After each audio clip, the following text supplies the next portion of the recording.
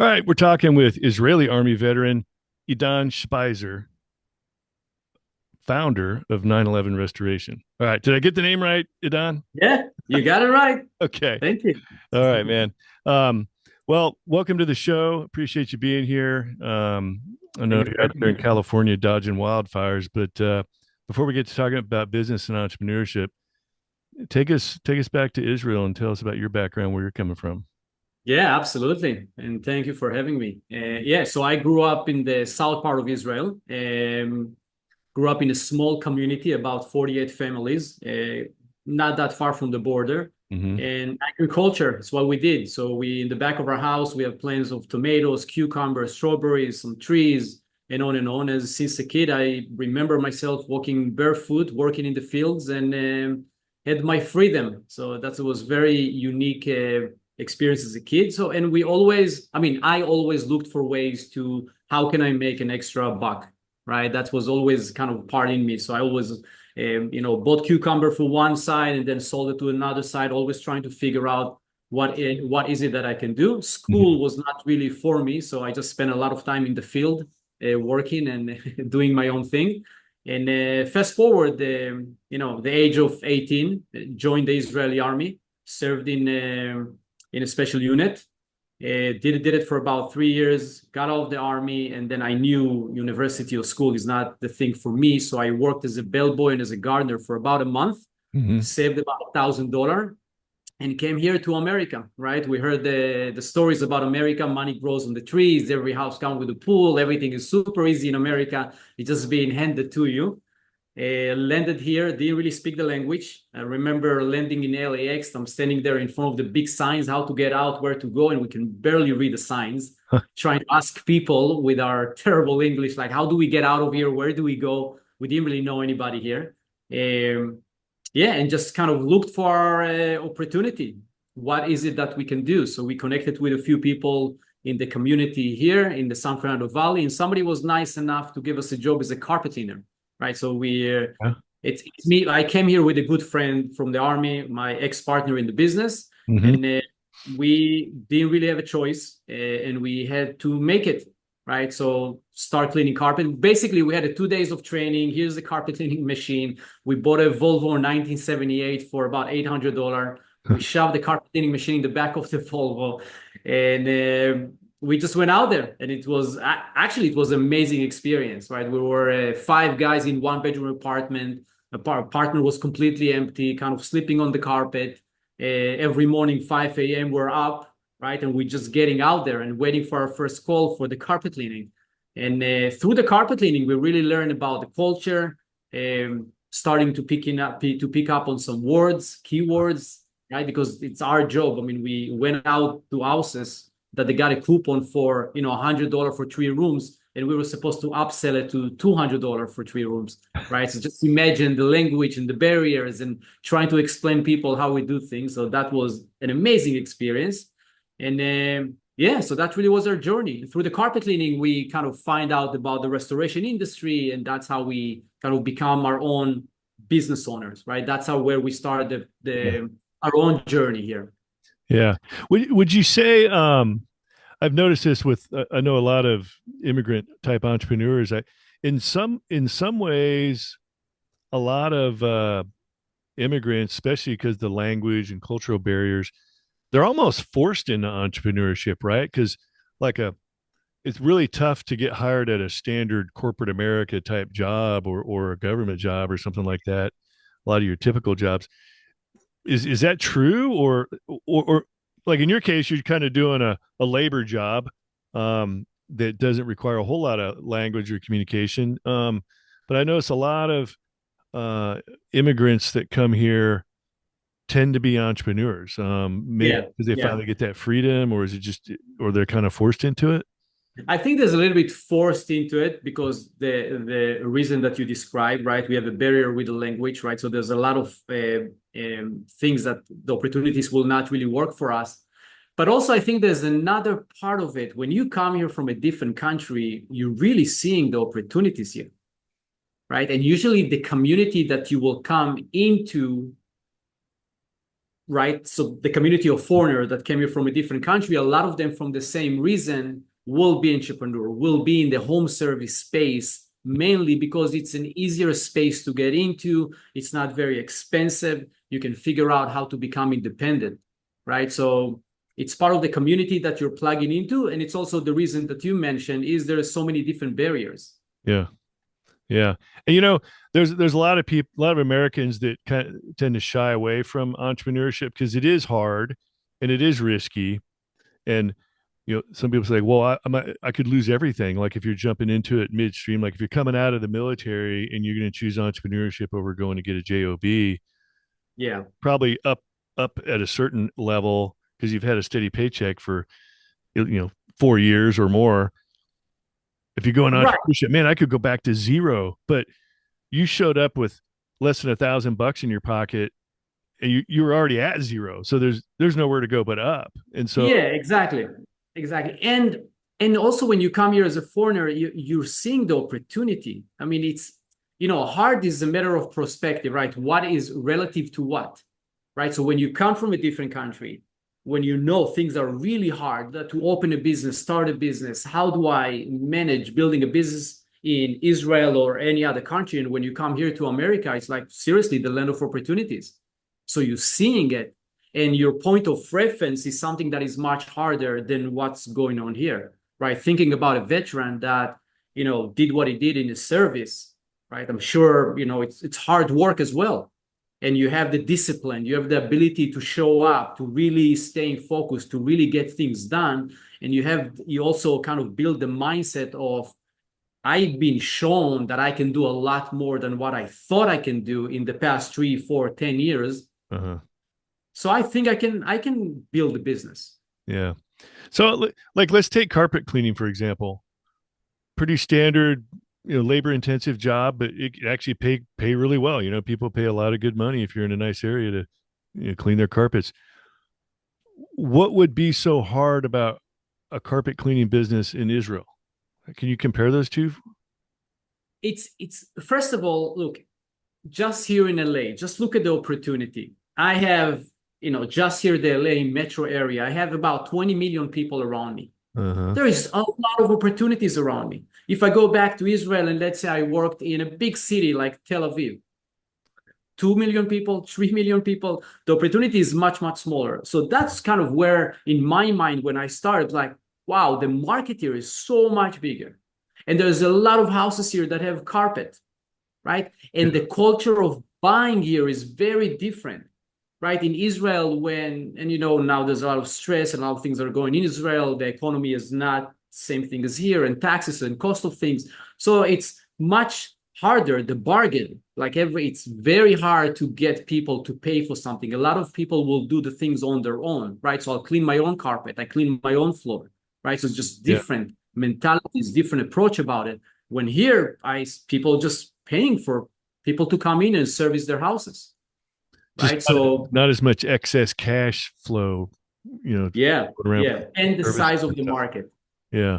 and the culture, right? So there's a lot that plays into it. Now, coming back from being in the army, there's a big part of getting up in the morning, getting out there, getting the job done, showing up, right? A lot of people out there having a hard time with just this part. Showing up. I know. Showing up, I used right? to tell my kids that about school and I, jobs. I'm like, hey, if you just show up sober, ready to work, you're ahead of 80% of the. yeah, Yeah, it's really that simple. exactly, right? And guess what happened? It's not if you show up and then you do the extra step, just care a little bit more. If you just do these two things, you are way, way ahead of most people out there,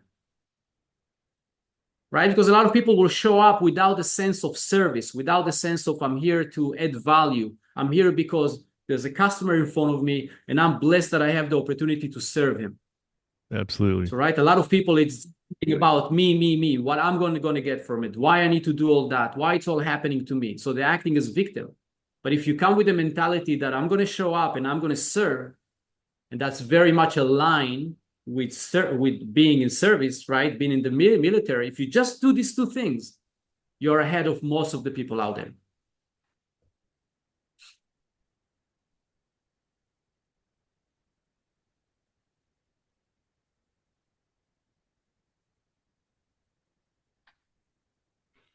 All right, we're back talking with Israeli Army veteran Idan, who's the founder of 9/11 Restoration. So, Idan, things are going pretty well for you in the carpet business. You landed on your feet when you walked out of the LAX airport. Walk us through the rest of your story and get into restoration.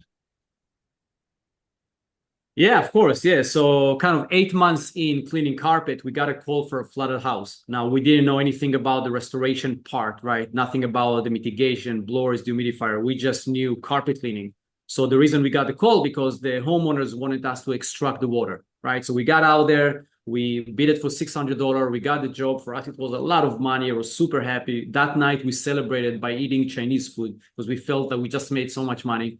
Extract the water. As we almost done with extracting the water, another company came in and they brought in blowers and dehumidifiers and start pulling the carpet, cutting the walls. So we standing there, we didn't even know about this part of the project, and we're standing there with the homeowner, right? And I'm seeing that he's really going through an emotional disaster, and I'm also seeing that the company is out there doing everything that they do, and they're not really paying attention to how the homeowner feels.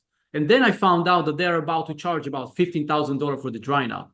Yeah. So I'm like, okay, I want to be part of the $15,000 to do this project because I'm already here, right? So I need to figure out how to do this thing. And then a month after, we got a second call and I saw exactly the same thing. And then a third call, and I'm seeing exactly the same behavior again and again. Homeowner is going through a disaster. Company is not really paying attention to him. And there is a much bigger project that needs to be done. At that moment, I decided, okay, I want to get into this industry, but I want to be the company that's really paying attention to the homeowner. I understand that he's going through an emotional disaster. We need to pay attention to him, not only worrying about drying the house and insurance company. So I'm going to find my win-win as I'm getting into this business. So at that point, I really start putting a lot of my time learning about the restoration industry, mold, water damage, fire, how it works, who do I need to hire to help me so I can really do a great job. And every extra dollar I had, I started investing in equipment. So buying 10 blowers, 20 blowers, 30 blowers, dehumidifiers, and on and on. Then at one point I had the ability to do my own project, beginning to end. Mm-hmm. And then this is where I become independent. I kind of took my company out for carpet cleaning and just started doing the restoration type of work and some carpet cleaning. At that point, I average about $250K a year. Few months in, I'm sitting at the restaurant at night and I'm hearing two people talking about Google to advertising online, advertising on the internet. That was around 2003. Yeah. We thought that the internet will come and will go. It's not going to be a big, right? When I spoke with people about advertising online, they thought that I'm crazy, that I need to stick with the yellow pages and magazines and on and on. And I'm like, no, I'm giving it a try. So anyway, that night, I went back home and I said, like, okay, I need to figure out how to put my first ad online. And I didn't even have a website. So instead of putting the website URL, I just put my phone number online. And then every day, we just got a phone call for flooded house, right? Because think that was in the beginning. It's 2003. We didn't really have any competition. Right. So between our understanding of generate leads online and our understanding to create a very unique customer experience, and a local business development, building relationship and sharing people the uniqueness of our customer service level, we were able to grow the business from 250 to north of $3 million pretty fast. Now, as I told you, I have no experience building businesses. It's not something I studied in school. I barely finished my regular education. So we learn things really fast through moving through every day. How do I build a team? How do I hold them accountable? How do I control everything that's happening now, right? Because we went from one truck to 5, 6 trucks and all this equipment, and now we have a team in our office, and we just keep growing. So that was crazy experience. And so that's how I got into the restoration. Now around 2000, the end of 2005, this is where Katrina happened. The huge floods in New Orleans. We went out there at that point. We had a lot of trucks and equipment and on and on. Getting there, it was a devastation to see. Really, it was a serious disaster. But the other part of it, there was so much work, and there was different companies that came from different parts of the United States. It was the work for everybody. We didn't really compete with each other. Hmm. And that I learned, right? So when we finished the work at night, it's an area where all the restoration company parked their RVs. So we got to meet with a lot of other restoration company owners. And what I realized that a lot of them has been in business for 10, 15 years, and they're averaging 3, 4, 700,000, $1 million in sales. When I'm brand new to this country, learning the language, not really fully understanding the industry yet, and I'm already way above. So my thought is like, why? What's going on here? And as I spend more time with them, great guys, but I saw that they're really passionate about the trade itself. They're not really thinking about the business side of the business. Yeah. And then I said, okay, you know what? Maybe we create something that is 1 + 1 = 5. When we're done here in New Orleans and you're going to go back to your home office, maybe because I know how to generate leads now and I understand how to do local business development, and maybe I can work with you and see if I can get you to where is it that you want to get number wise. So I did it with one guy, worked well, second one, third one, fourth one. At one point, I had 10 different license agreements. And everything is working well. I can really help people grow their business through local business development, lead generation, and really talk to them about how to look at the business. Yeah. At that point, the lawyer that wrote the license agreement for me to me, it says like, listen, Idan, you are becoming a franchise. You cannot do this license agreement anymore. You need, because they're using your logo now, they're using your colors, they're really basically becoming your office. Yeah. So I'm like, okay, I understand what franchise is, but I never really thought about it. I know McDonald's is a franchise, right? But I didn't really look deeply into the franchise. So I Right. said, you know what? Okay, I think we want to go and do it because we can add value.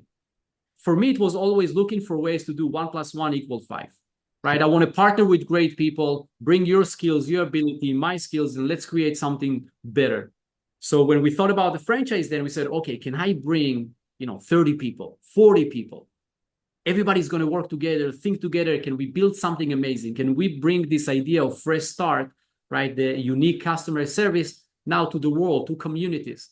Because it's also, I also had the insight of saying, wait a second, a small business playing an important part in the communities that they're in, the people that they hire, the way they treat them, the way they work with the client within that community, really have some, because I was always looking for the sense of service, adding value. How can we create something that is very unique and powerful and help everybody achieve their goals? So that's really how we became a franchise. And fast forward to today, we have more than 120 franchise owners. We're growing into Canada. We sold about 330 territories. And yeah, so we're in it, working with a lot of business owners.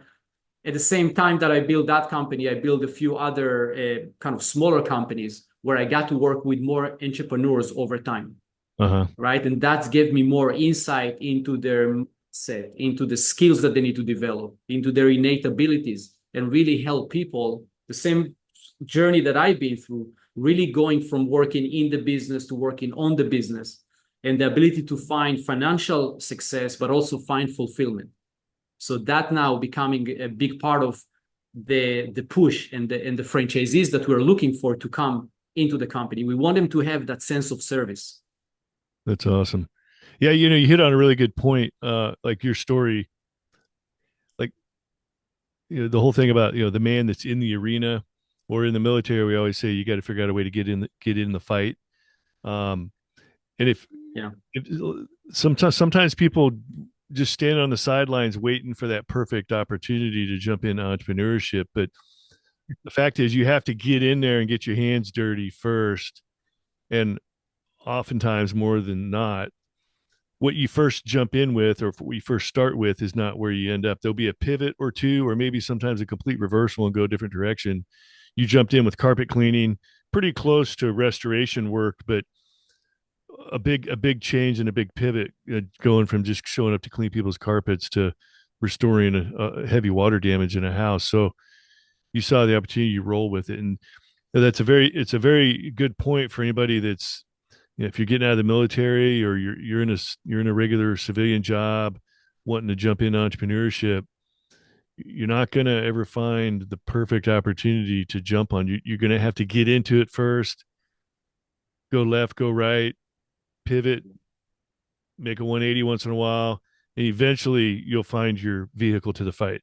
So A real good example of that is what you did, Don. And then oftentimes you take what you're doing, take that to a whole new level that you never even dreamed of. I mean, when you got into restoration, you never thought, I'm going to get into restoration and then I'm going to franchise it after that. No, No. it became a target of opportunity as time went on, and it became self-evident. Somebody said, "You're a franchise now, man. You didn't even know it."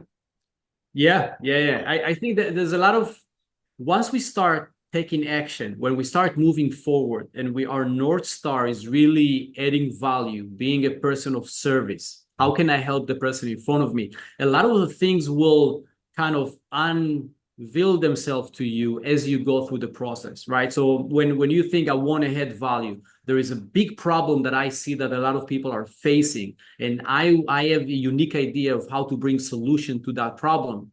It's always going to change and shift, right? Because we, even if you just look at the past few years, right? So many things happen that none of us thought that will happen, right? Major things, right? If it's COVID or different wars starting, or weather or AI or different advancement in technology that are happening, and they're happening pretty fast. So you know that the only thing that we can count on is change.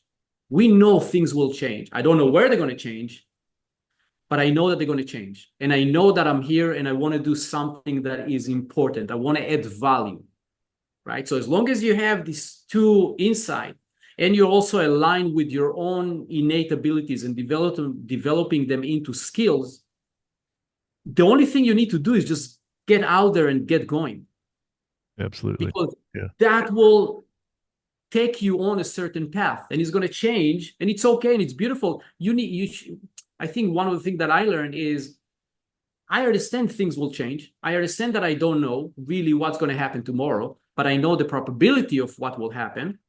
And I'm very clear on my North Star. And at that point, I'm just going with kind of where the road is going to take me, as long as I'm very aligned with what is important to me. Yeah. And you have to be open and available to opportunity when it comes knocking. And Yeah. Yeah. if you're tied up in a job that's sucking the life out of you, opportunity could be knocking and you don't even hear it because you're consumed. Uh, Yeah.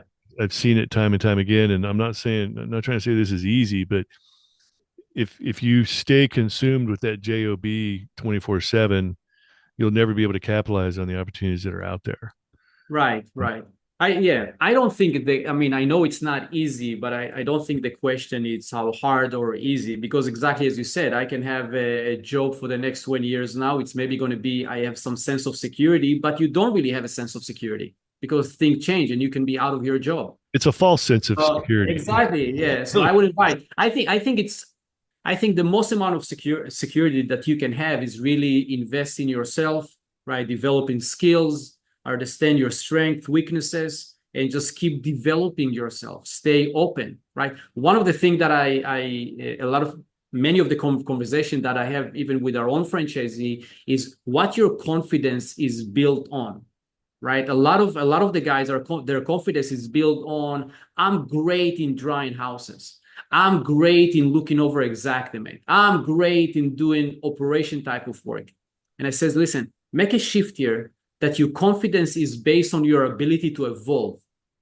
So that way you're never stuck at one thing. Because many, many times we are becoming the bottleneck of our own business. Mm. We are just locked in a certain perspective. This is how it has to be done. And this is how I'm going to do it. And nobody knows better than me. The moment that a business owner uses this vocabulary, you know that he's stopping his business. Oh yeah, I've seen that so many times. Small business owners fall victim to that all the time. They Yeah. think they're the only one that can do it. They've got the best idea, Yeah. Yeah.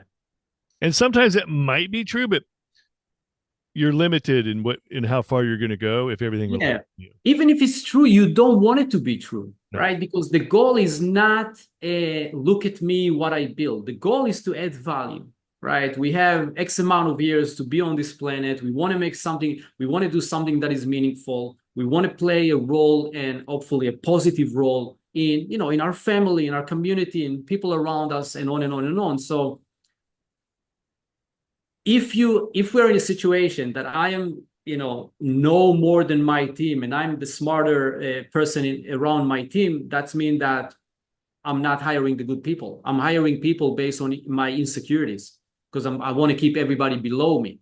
No, I want my team to be much better than me, and I want them to have expertise that I don't have, and I want to be able to sit with my team and collaborate and think about ideas and get people to challenge each other, right? That's the environment I want to be in because I know that this is what's going to bring collaboration and innovation.